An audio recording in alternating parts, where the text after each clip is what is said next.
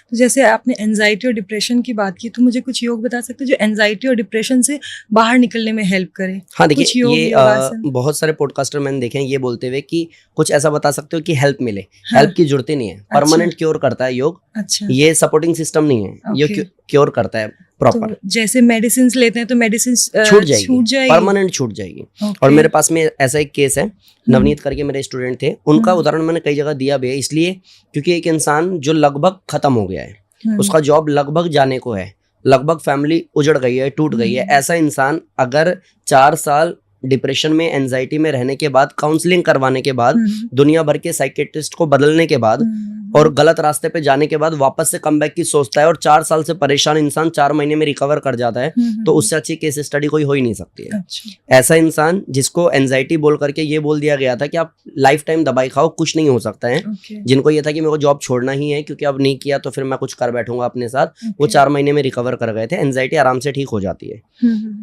उसमें ओम का उच्चारण बहुत हेल्पफुल है, जो मैंने आपको करके दिखाया।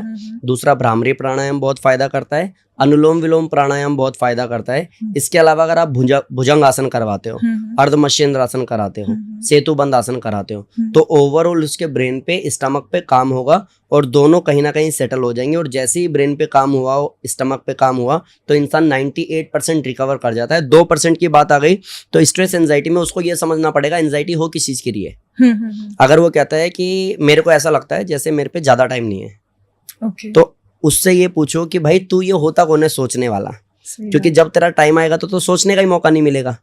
अगर किसी के ऊपर प्लेन गिर गया तो उसने तो सोचा ही नहीं था ना, सही बात। क्योंकि जब वो टाइम आएगा इन शॉर्ट तब तो आप चले ही जाओगे। तो आप सोच करके अपने आप को हर दिन मत मारो।